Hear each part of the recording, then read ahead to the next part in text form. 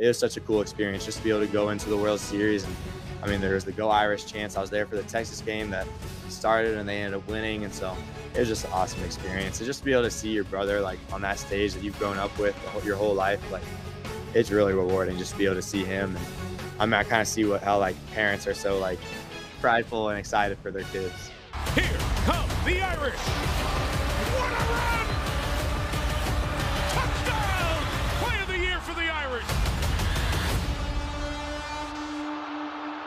Welcome to the Indy on NBC podcast presented by Salesforce. I'm your host, Corey Robinson. Notre Dame is now 4-3 after a big win against UNLV at home, 44-21. What happened?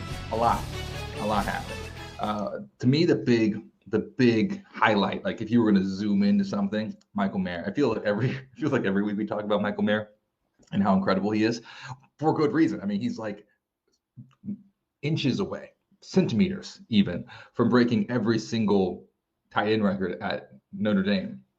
Just let that sink in for a second. And this past performance was just phenomenal. I mean, to be a tight end and to have 6 receptions for 115 yards and a touchdown. And the second catch, it was bobbled, it's dropped. But when he extended to go get that ball in the end zone, which would have been the catch that put him over for the career touchdown mark, that catch, I was like, oh my goodness, as a former receiver, to have that kind of just those hands. Great receivers don't even have hands like that. Nonetheless, great tight ends. It wasn't a catch, but when he went it for it, I was like, man, I replayed it over and over again in my apartment. I couldn't believe that he has hands like that just to go extend it there.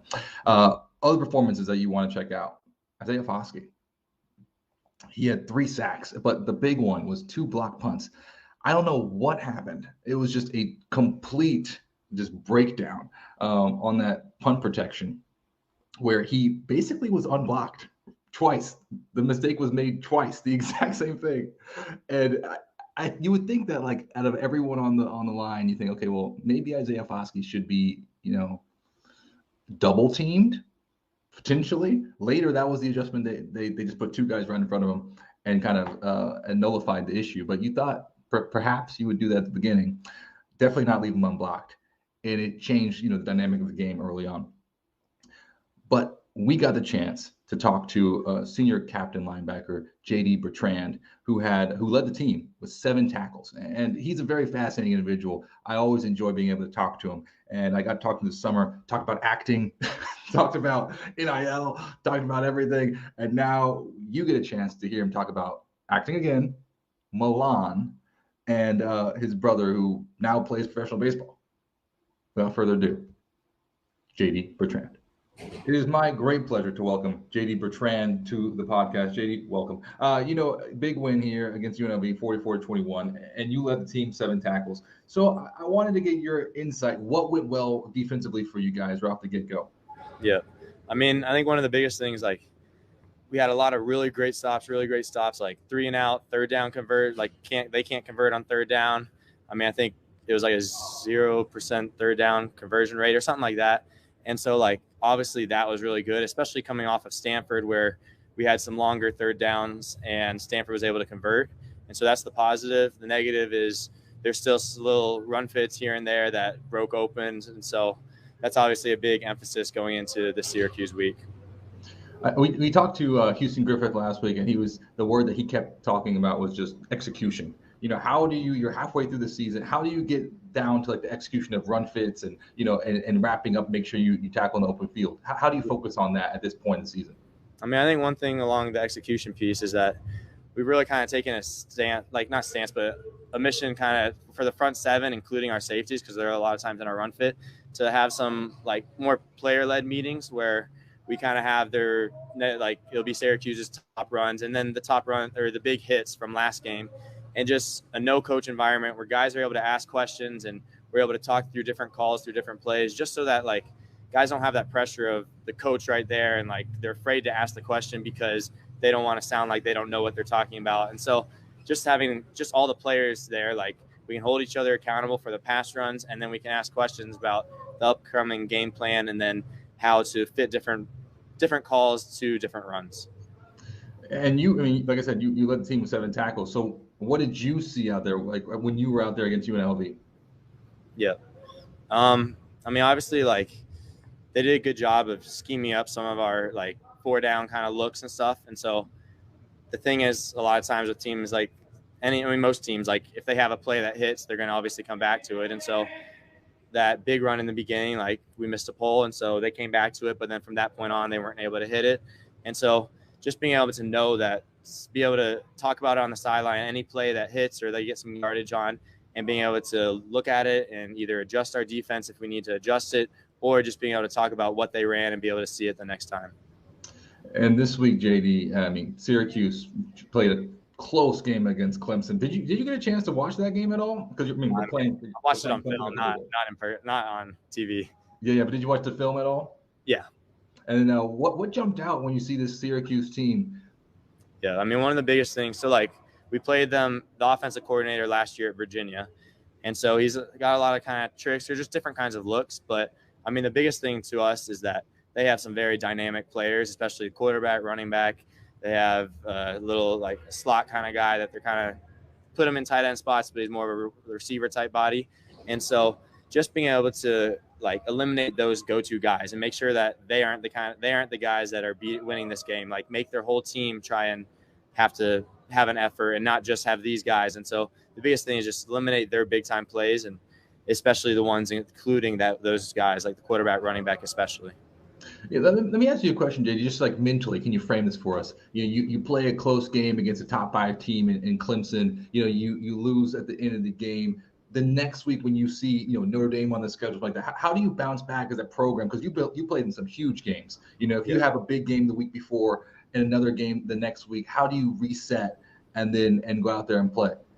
I mean, that's the beauty of Notre Dame. I mean, it, like, it's just we have such a great schedule. Like, there's just so many great teams that we're going to play, and so that's obviously, like, just a cool part of Notre Dame. But then, I mean, I think if anything, like, this season the most has taught us, like, you got to enjoy the win, but I mean, wins are hard to come by, and, like, you have to put in the work and you have to be ready to go the next week. And so Tuesdays, we call them Bloody Tuesdays because they're our work day and we get after it. And so, like, just being able to come in every single day, and, like, I mean, we do a lot of stuff on Sundays nowadays also. So, like, being able to watch that last game on Sundays, but then also start prep right away on that Sunday, and just being able to go back to work and respect every opponent that we play. I want to bring you back to last year. You had a breakout year, over 100 tackles, and you already have 43 total tackles this season.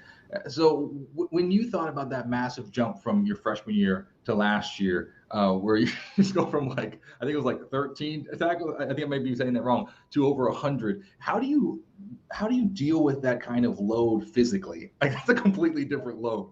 Yeah, I mean, it definitely is, and it's a learning experience. And I mean, I think I'm thankful for last year because I learned so much more this year on, like, trying to take care of my body and, like, doing the little things, like, just, I mean, obviously, like, massage, Normatec, like, ice baths, and just being able to add those dynamics. And obviously, I mean, especially the position that I play, like, it's such a grinder position and physical position and demands a lot. And so just being able to learn those little things from last year and being able to apply them this year has been so important to me. How do you learn how to take care of your body? Because that's a professional thing. You look at everyone in the league. It says, my body's my instrument, my body's my temple. They kind of figure out best practices. Who did you learn from? I've been super into it since, like, 8th grade. I mean, that's kind of 8th grade is when I started lifting, and I went to this guy, and so one of my friends is named CJ Abrams, and so it was me and him, and he's in MLB right now, but we'd have to write down everything we ate throughout the whole day in a journal, and we'd bring it in every single day, and he'd sit there and critique it and be like, hey, add more of this, add more of that, here's why. And I've always kind of been, like, a nutrition freak, and so, I mean, I enjoy that side of, like, football, and so that side's obviously been good. And then more, like, the body care stuff, I have a really great mentor in Victor Green. He played with the Jets for a long time, and so he's just been in my corner, I mean, since I started high school, and he's talked to me about from the get-go, like, you have to take care of your body, like, even if it's just 20 minutes there, 20 minutes there, or even if it's, like, taking care of your body, not even from recovery side point of things, but maybe even, like, getting a little extra core work to be able to protect, like, your whole body and just those kind of things. And so, I mean, from the nutrition side there, my mom's been great on the nutrition side, and then to the body side with Coach Green, Victor Green. So, I mean, I've just been lucky to be able to have 2-3 great mentors in those recovery pieces. Do you also cook? If you're a nutrition freak, are you just like eating kale in your apartment? Yeah, I mean, like I try to cook. I don't cook as much just because we get a lot of food here. But I mean, growing up, we'd have roasted kale and stuff. Like we were a pretty healthy family. Wow. Okay, that's impressive. When you talk about the middle linebacker position, when you talk about your position that you play, the linebacker, it's just like, to me, I always think about quarterback. It's like the quarterback of the defense. Yeah. How do you communicate effectively to everybody, like safeties, linemen? How do you think about communication at your position? I've definitely learned a lot this year, and especially with Coach Golden coming from the NFL, like it's just so much like, hey, that Mike linebacker, like if he checks us, like we're playing that. And so, I mean, obviously it's a big responsibility, but I mean, it's fun. Like you're able to see the different looks and stuff. And I mean, the biggest thing is like over communicate. And that's a big piece of me during practice as well, that I'm trying to get to everyone. Like, hey, like over communicate everything. Like me, Maris, like any other linebackers, fronts, like to everybody, like just over talk. Like if you already know it, just say it, because someone else may not know it, and it's just be able to help someone else that might forget something. Or it's just, I mean, it's good because then you make sure that everyone's on the same page. Was that hard for you? Because sometimes it's hard for players to, like become like super vocal. I mean, I think on the field, it's not very hard for me. I'm a little bit more reserved at times, I mean, off the field. But I mean, at times you just have to bring a different personality on the field than you do off the field, obviously. And I mean, especially at this position. So tell me more about Al Golden. You were saying that when you get that opportunity to call a play and you're going for it, how much trust have you built up with him? And it sounds like a pretty amazing rapport there, where just like, look, we trust you to call the right play, get us in the right position and play. Yeah, I mean, trust is something that we have to earn every single day, and especially as we go out through the week, because different game plans, obviously, you got to show that you know it and be able to execute it. And so it's just been a cool opportunity to be able to be coached under him, and same with James Laurinaitis. Like, I mean, that's a pretty great combo. Like a coach that's literally just came from the Super Bowl, and then another GA coach that has, I mean, had so much experience in leading tackler. And so between the two of them, like, obviously I need to continue to gain that trust week in and week out and each day, but it's a cool opportunity. And I think the more that we can communicate as linebackers and the more that we can do as linebackers, the better our defense is going to be, because we can get our team into better looks and better checks versus whatever our opponents are showing us. So now I want to pivot over to more of student life, JD, because I find your background like so interesting. Your dad like played rugby, your brother went to College World Series, plays baseball. You're talking about CJ Abrams, like who's in the MLB. Like, let's just bring it back a little bit. When you talk to your brother, John Michael, about baseball, what do you take from him and in the way that he prepares into your football preparation? Yeah, I mean, it's been really cool just to have him as a mentor, especially like last year into this year. And I mean, he's even here right now just because the minors are off right now. And so he's actually just working here. And so I get to see him every single week. And so he's been just a great influence for me, especially talking about like his experience. So he actually started as a walk-on at Furman, got cut his freshman year, made the team sophomore year, went all the way, transferred to Notre Dame, became the ace, played really well, and is now with the Giants organization. And so just his story of his work, I mean, is really inspirational. And then just his ability to talk through like the confidence piece and how to have confidence. And like, that's the one thing that you can't let waver. And then, I mean, it's just great because he'll shoot me a little text. Like if he knows that I had a rough game, or like, just like so many times you remember the bad plays more than you do the good plays. Like he just shoots me the text that I need at the moment that I need it, because he's been there. And like, I mean, he's just been through the same situation, just a different sport. That's wonderful. When you got to go to Omaha, right, for the College World Series? Well, okay, so describe this environment for me, because when I watch on TV, it seems incredible, but I couldn't imagine watching your sibling like at that stage. I mean, I'm actually going to take you back to Tennessee. So we drove down, me, Isaiah Foskey, Alex Ahrensberger, and Jack Kaiser down to Tennessee. And so we made it for the first game where they won it. And then my brother started the next game, and he started out well and then struggled a bit and got pulled. It wasn't the performance that he wanted. And so then, I mean, they ended up winning and going to the World Series. And so, like, we were just thankful for the opportunity that he got another chance to pitch. And then, I mean, it's the most nerve-wracking moments. Like, whenever he's pitching so much worse than, like, any other sport, just because you can be pitching so well for like 6 straight innings and then one bad pitch and it changes the whole game. And so it's really nerve-wracking, but it was such a cool experience just to be able to go into the World Series. And I mean, there was the Go Irish chance. I was there for the Texas game that he started and they ended up winning. And so it was just an awesome experience. And just to be able to see your brother like on that stage that you've grown up with your whole life, like it's really rewarding just to be able to see him. And I mean, I kind of see how like parents are so like prideful and excited for their kids. Oh, that's beautiful. And I know your dad played rugby. It's something that I just find fascinating. You know, I love the game. So I read an article recently or saw an interview. You said you went to Ireland and you actually got to see like people interacting with him. When you were with your dad in Ireland, what was that experience like, walking like in his footsteps where he played professional rugby?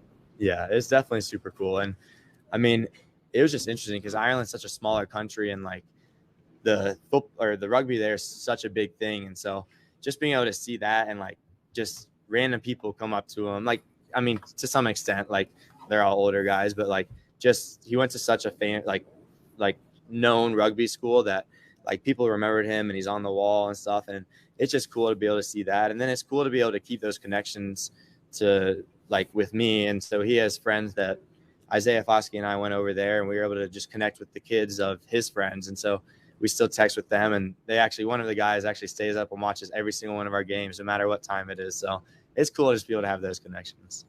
Oh my gosh, that's insane. Yeah. I know next year Notre Dame's heading over to Ireland. You know, yeah. I have you looked at that game, or is there any type of excitement around that for you and your family? Yeah, it's super exciting for my family. I think the last time we were supposed to go, we had like 38, I think it's 38 people that were supposed to come over. And so, I mean, my dad's a big social guy and he's a sales guy. And so he talks to everyone and sells everyone on the trip. And so it's just exciting, that like aspect of it. And then also there's so many people that we know over in Ireland that it's just, I mean, it's an exciting thing kind of meeting those two, like the friends in America and the friends in Ireland. The player ticket swaps, man. You might not have any tickets the rest of the season. You gotta get 38 per game. Oh, yeah. Wow.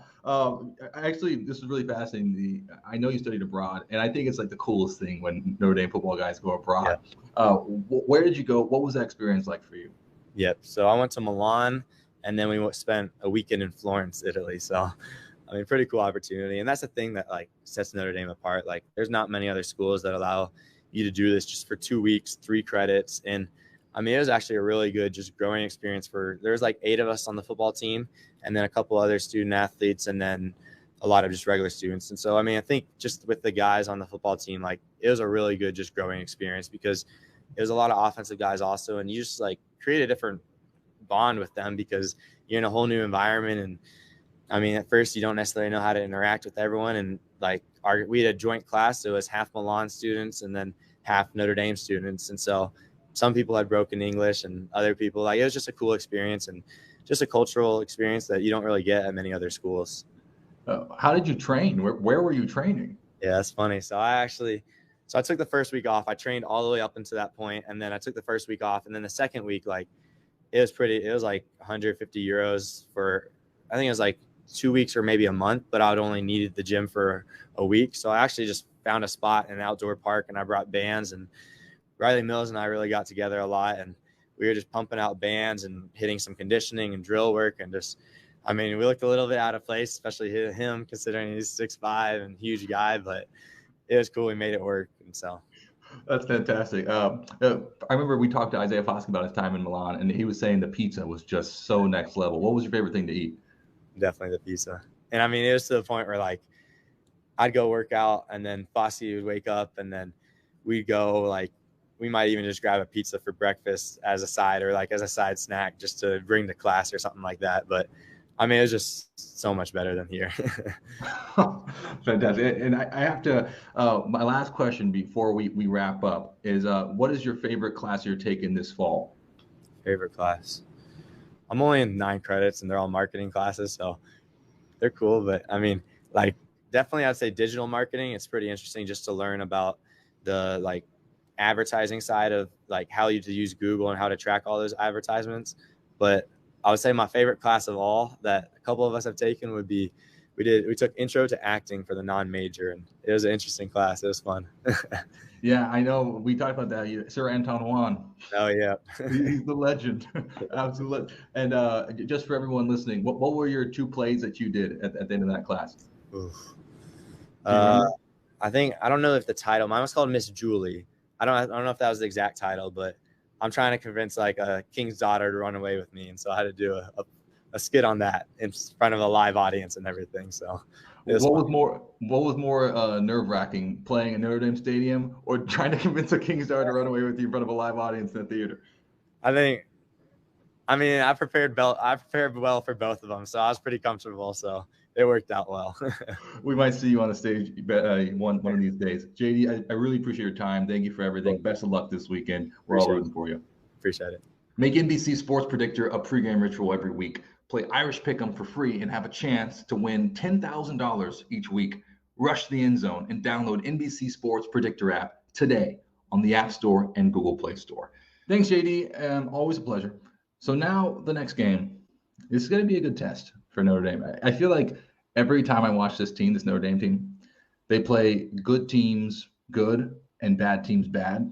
So Syracuse is a good team. They went toe-to-toe with Clemson. I mean, granted, they're missing. Syracuse was missing one of their top cornerbacks, who's third on the team in tackles, and Clemson had to rely on their backup quarterback to win that game. So there are, there's an asterisk, I guess, if you want to throw an asterisk around, but the team's a good team.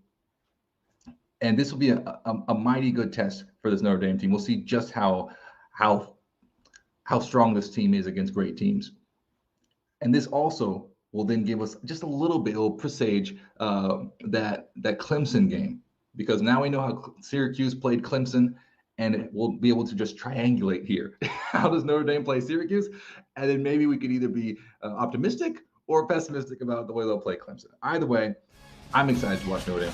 So we'll be back next week with reactions to the matchup versus Syracuse and preview Notre Dame's next game, which will be Clemson. Be sure to download and subscribe to the Notre Dame on NBC podcast on the NBC Sports YouTube channel and wherever you get your audio podcasts. Irish.